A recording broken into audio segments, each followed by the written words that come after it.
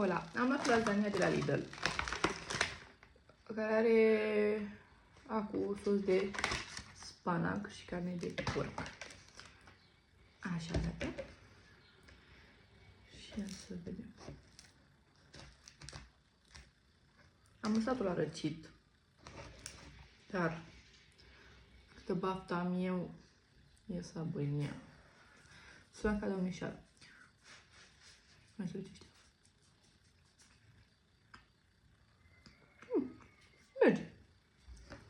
Mai trebuia puțin sare, dar în rest merge.